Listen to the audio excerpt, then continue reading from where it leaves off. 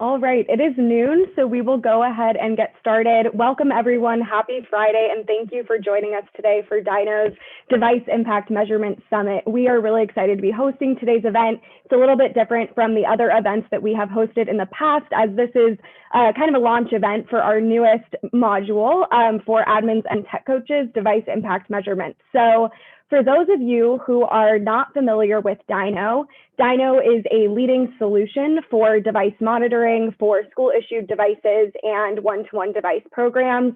We have always been a leader in the classroom management space with our classroom management module that enables teachers to achieve real-time visibility of student devices and achieve real-time monitoring during class. At the end of 2019, we collected some feedback from our customers to get an understanding of what maybe they were missing from our existing classroom management solution and how we could enable them to really complete their monitoring solution. And the feedback that we received was that although the analytics and the insight from our classroom management solution was really helpful to them, they were only getting that insight in those analytics for when teachers were monitoring. So admins and tech coaches shared with us that essentially they would love to get that device usage data, not only when teachers are monitoring, but within designated monitoring hours so that they could understand how devices are being used throughout the school day, not just during class. So with that, we have created the Device Impact Measurement module that is now available to all of our existing users and anyone who is interested in getting complete device usage in your district for devices, applications, and websites. So today we will be talking with Monica Burns to get an understanding of how that impacts really the increase in devices and technology used with education following remote learning and why measuring device impact is so important going into this school year. So what you can expect from today's event, as I mentioned, we'll be talking with Monica Burns, high level about how the increase of technology and devices impacts education and why measuring that, getting complete device usage is really important. And then we will be also talking with Ella Sherman, Dyno Business Development Director, to talk about the Device Impact Measurement module, get a high level overview of what it is, how it works, and then give you a peek into what that looks like from a dashboard perspective. And then we received a couple great questions ahead of the event during the registration process, and we'll have the Q&A open to all of you as well during today's event. So if you have any questions about device impact measurement or questions for Monica Burns, feel free to drop them in the Q&A. We won't answer those throughout the event, but we will designate some time at the end to answer those questions, and we're happy to answer those questions to the best of our ability. The last part that I want to touch on before we get into our discussion is, one, as always, the live stream is being recorded and will be made available to everyone following the event, whether you registered and couldn't attend or if you attended, you'll receive the recording later this afternoon. And then if you would like to engage with the Dyno team or Monica or anyone else who's attending today's event, please use the hashtag on Twitter, DynoDIM. We have the chat disabled in the Zoom webinar, so we'd love to engage with you on that hashtag on Twitter. As I mentioned, I'm joined by two wonderful women today. I'm joined by Dr. Monica Burns of Class Tech Tips, and I am joined by Ella Sherman, who is Dyno Business Development Director. We'll be talking with each of them, and then we will all be open to your questions at the end. So I think without further ado, Monica, why don't we get into our discussion? Really excited to have you here with us today. How are you doing? I am doing great. I am so excited to be here with you all. Can you hear me okay? Are we all good? Yes, I think we're great. Perfect. Wonderful. Well, I think a great place to start off, you and I have talked about this topic a couple times leading up to this event. And I think one theme that really drove the development of this product, as well as just why we're hosting this event, is with remote learning and hybrid learning, the increase of one-to-one devices and technology usage and investments in those are really increasing and have increased.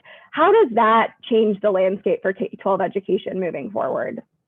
Well, we know that so much has changed in all the ways that you just mentioned, with a big increase of one-to-one devices, especially right this past year, so that students could work independently at home, logging in from their own device. I say independently with their device, but sometimes collaboratively, right? Jumping into a synchronous live video call with their classmates or into a shared space to brainstorm together. So I think one of the biggest things that's really changed the landscape this year, now that there there are many more devices out there in the hands of students and teachers. It's just that we're all rethinking some of the ways that we might have talked about consumption. Like, what does it mean to give a resource to a student and they're going to watch it or read it or view it? What does it look like to organize resources so that they're in a way that makes it easy for students to find, for teachers to keep in one place and maybe share with a colleague if that's helpful for them, but also for families to be able to jump in and support their children while learning at home. So we're thinking about ways that things have changed. It's not that all of this is brand new. There's many educators who are using technology in lots of ways for formative assessment, engaging activities over the past several years, over the past decade or so. But now it's just the number and the scale of what we're seeing has increased dramatically. Yeah, I think that's a great point. I think this has kind of been a long time coming, but remote learning really increased that velocity. And I think as we've had conversations throughout the past couple of years regarding technology integration, one of the biggest concerns is, teachers' comfort level with technology, that learning curve, and making sure that devices are helping them rather than hurting them, and they're able to really enhance their lessons with technology. What are, kind of from the admin and tech coach perspective, these are the people who are implementing, buying, and conducting the training associated with the technology. What are their main concerns outside of just teachers' comfort level and usage of these devices? Yeah, so I really think that they want to support teachers in the right way. And I'm kind of using air quotes to say right way because there's no one way to do it. It's the right way for that particular school or district, or even those individual teachers that they might be supporting, depending on their role. So when it comes to that piece, it's really about, are they able to figure out what people actually need, right? We all fall into that we don't know what we don't know category. So even if there are open channels for communication and great school or district culture where educators feel comfortable saying, this is an area I need support, or can we dive deeper into this other thing? We're all in that we don't know what we don't know bucket. So I think that is really a concern for admin and teachers to say, what do we really need to do in order to support teachers? And that way, making sure students have everything that they need. Yeah, and I think falling into that we don't know what we don't know bucket can be kind of a slippery slope sometimes, because if you're not able to measure the things that you're investing in or the things that you're investing time into, it's kind of null whether that is really creating the results that you want it to create and making that impact. Why are teams especially concerned right now with measuring the impact of devices and that technology? And what have you kind of heard from tech coaches and administrators regarding that?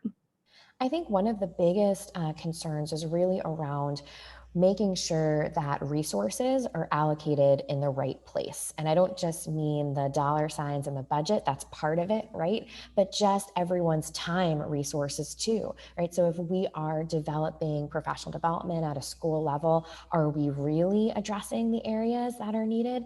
Are we really being able to see what kind of software is being used within the hardware that might have been purchased? So I think that's really one of the biggest concerns for teams when they're trying to measure device impact and see what's actually being implemented. We might feel like something is being used a lot, or we might hear a lot of stories from some vocal members of the community, which is wonderful to have those kind of sample sizes and people sharing things that are happening in their classroom, but it might not be representative of the entire groups that they are supporting. And I think that's one of the concerns, is trying to figure out what's really going on so that they can be supportive in the very best way possible. Yeah, it's kind of that source of truth for what's actually happening rather than that word of mouth. And I think too, now with remote and hybrid still being in place, it's harder to still know because you're not in the same place as your teachers and you're not seeing those devices being used or that technology being used consistently. How are tech coaches informing professional development decisions currently? Like, what does that workflow look like where tech coaches are understanding what's being used and then informing training initiatives or professional development initiatives? I think for some schools that do not have a way to check in on devices and do not have that data, they're sending out surveys. They're kind of going through their inbox and saying, what are my most frequently asked questions, right? Those are the kind of things that are popping up for them. So it's a little bit all over the place, right? And just like you mentioned, if we are physically in classrooms and we can walk around a space, well, that's one way to say, okay, it looks like this is what's going on. And that's not wonderful, right? It's not a perfect piece of data, but it's better than maybe going through an inbox and saying, what kind of support requests am I getting the most? Because it just might not be representative of all of the needs, but just some of the needs that you may have within a school staff when it comes to developing professional development. So having data that they can actually use to say, this is what we're really seeing. It's not the only way to make decisions, but it can help make decisions alongside some of the more anecdotal pieces that might pop up. Definitely. And would you say that that process is largely the same for administrators who might be reevaluating what to reinvest in or what to kind of cancel subscriptions on for things that aren't being used? Yeah, I think, you have a few things going on there, right? Depending on their relationships with tech coaches, or some schools that might not have digital learning specialists, right? Or may have teachers that are kind of falling into that role based on need this past year. They may not be getting a full picture if they don't have that person who is going out and getting that information for them, right? So if they do have a very active tech coach, digital learning specialist, someone who's able to give them really great information, well, that helps them make a better decision to do the things that you're talking about, right? Are we going to resubscribe? Are we actually using this thing that we made a big investment for? Why aren't we using this thing that we made a big investment for? And just that fact finding piece. So I think for an admin, there's a lot of challenges if you don't have someone who's coming back and giving you really actionable information. Definitely. And I think those were all kind of direct reasons that really drove why we developed device impact measurement module and how we kind of made it so that so that tech coaches and admins would get that data that would help them make decisions, understand what's being used. And I think too, something that that's been talked about a lot during this time has been, a lot of teachers have implemented their own technology, not necessarily through their district. So I think getting an idea of what teachers are using maybe outside of their district or schools technology suite is really important. Monica, before we jump into our conversation with Ella to go into specifics of the device impact measurement module, is there anything else on this topic that you think is really important to touch on, or that admins and tech coaches should keep in mind as they think about measuring the impact of devices? Yeah, one big thing that I think they should consider is what they're going to do with this information in terms of taking action. And so if you come into a situation where you have a lot of data in front of you, it's important to know not only what you're kind of looking for, but what you're going to do with that information that you find. So having those goals with a team together, maybe it's around budgets and allocating resources, maybe it's around professional development and deciding where to invest time and energy over the summer or into the fall. So coming in with that mindset of what is it we want to get by reviewing this data together as a team, I think is really important. Definitely. I completely agree with you. And we'll give a kind of an overview of what that looks like. And I think our audience can think about how they might use this data to inform their decisions. So Ella, you haven't been part of our events before. I would love if you could give a brief introduction to yourself before we kind of jump into device impact measurement, and I'll give you the floor to talk about the new module. Thanks, Sierra. Good afternoon, everybody. My name is Ella Sherman, and I'm Business Development Director with Dyno. Pleasure to meet you, and thank you for inviting me to join you on this event this afternoon. Okay, so to talk about device impact measurement, which we actually refer to as DIM, which keeps it shorter and easier to refer to. So this is a solution, a module, which kind of derived from listening to our current clients and their needs in the marketplace, in the schools, in the districts right now. So everybody kind of knows Dyno for our class monitoring tool, which allows you to actively monitor your students in the classroom, watching thumbnails, real-time activity tracker of what the students are doing. But the other want and need is to actually see what is happening all the time with those devices, with every district-owned device which you've issued, whether it's for teachers, for students, etc. So with device, or DIM, as I said, that's what we're going to refer to it as, allows for, tech coaches and admins to really see how those devices are being used, right? To help you identify, where you're wasting funds. Are these devices perhaps being used correctly? Do I have teachers that need help with some PD? Help you as admins make important decisions about, purchasing decisions, what's being used, and so forth. Really looking at the ROI on your investments, both on hardware and software.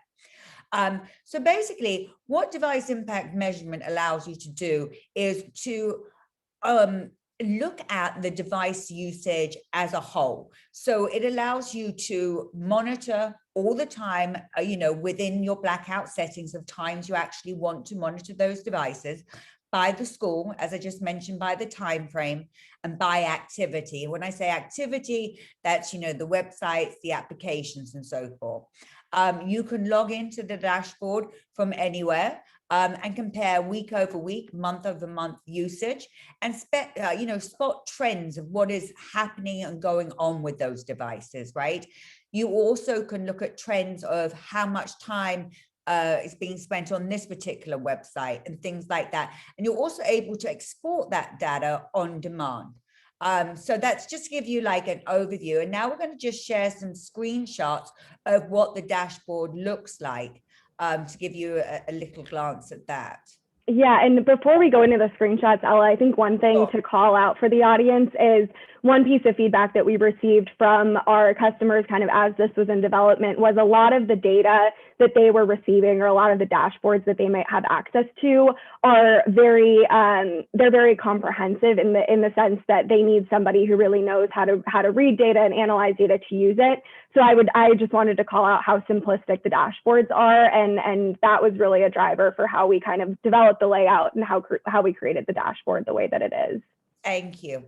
All right, so this is just, an example dashboard here, which allows you to see, the first week, your prior week, showing you how many devices you're actually monitoring, how many student devices are being monitored, what your screen time was, okay, how many websites were looked at. So you can compare that. You can see the viewing time, which, and you can drill down, to the school, what schools are looking at, which URLs more, to sort of spot alarming trends or great trends, is the way I like to sort of address that.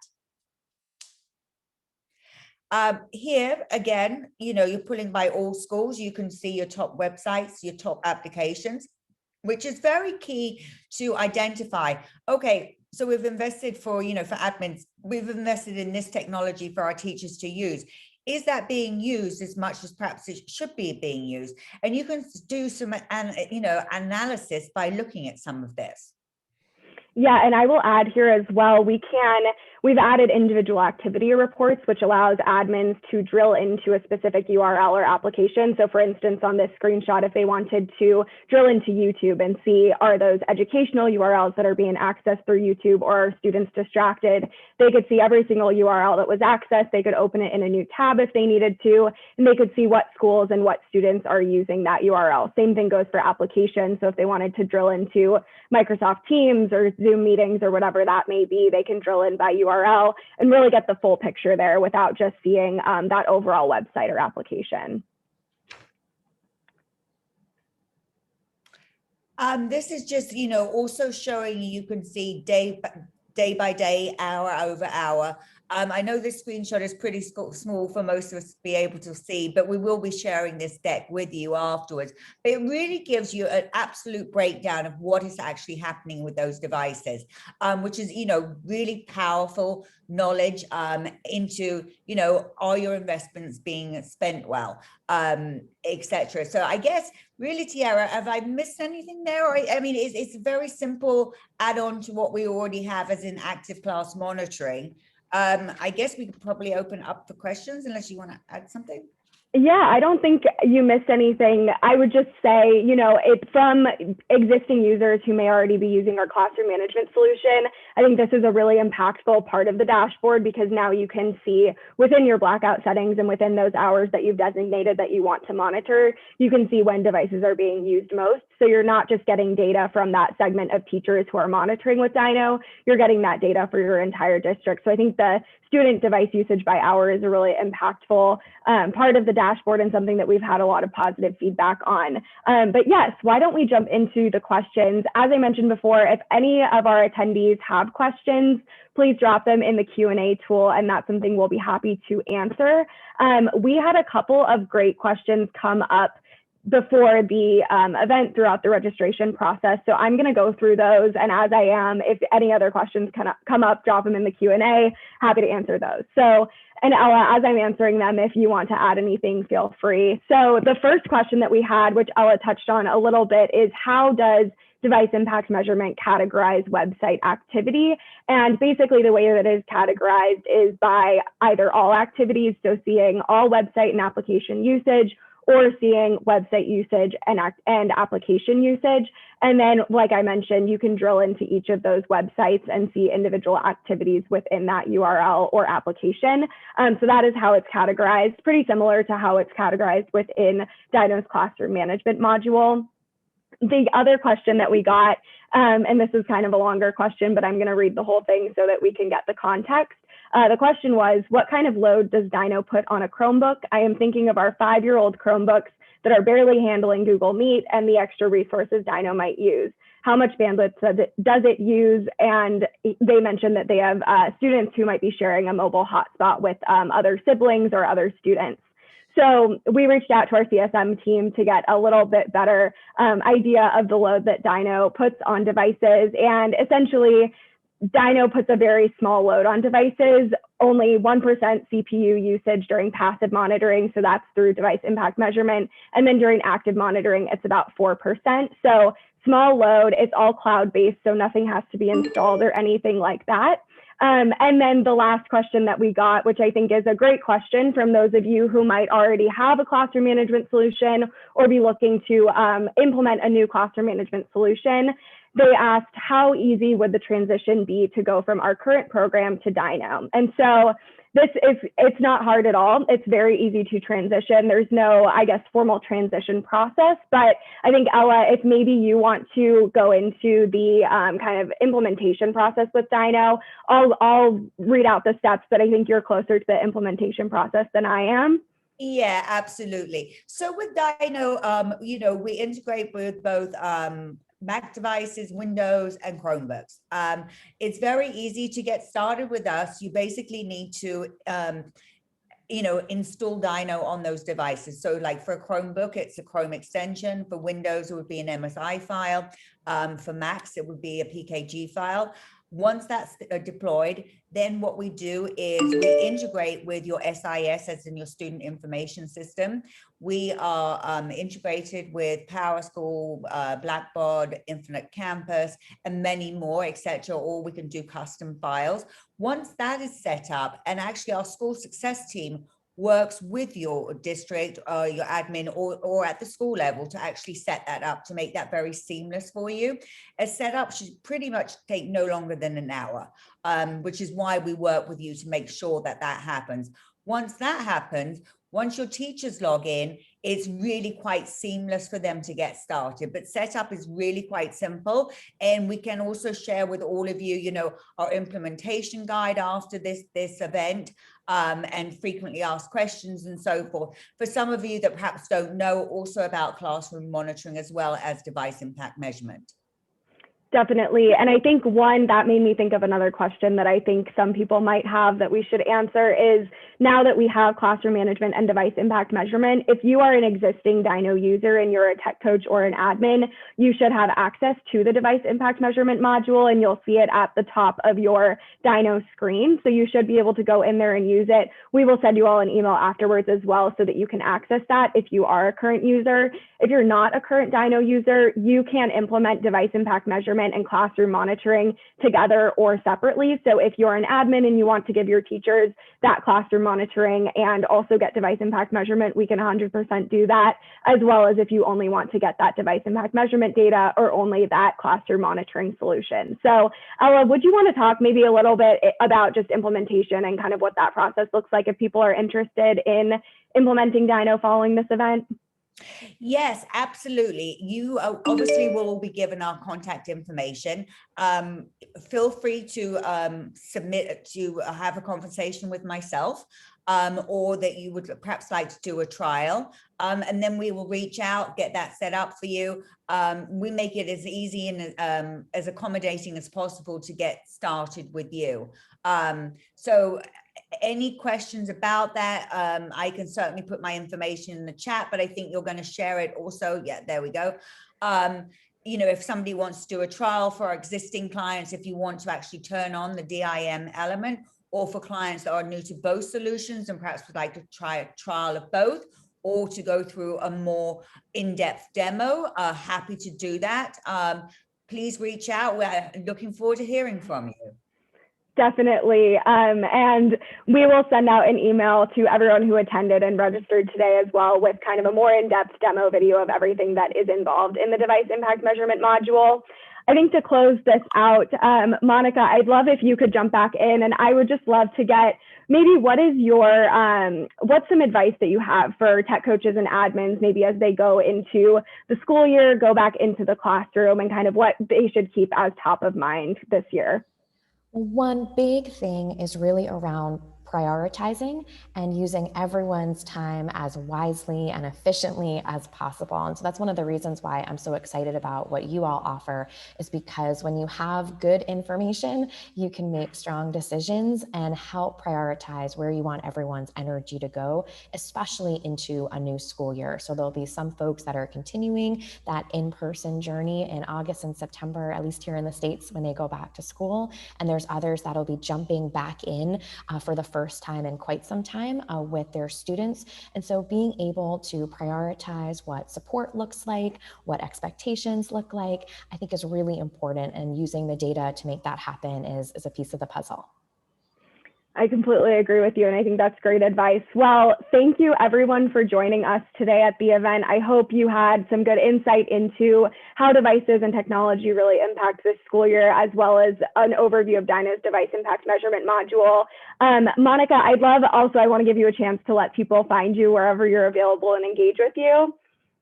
Absolutely. So you can find me at Class Tech Tips on all of the social platforms. I even did a podcast episode about TikTok, no dancing, but in all the different places you can find me there. So if you've got a question or want to send a message and say hello, I'd love to hear from you.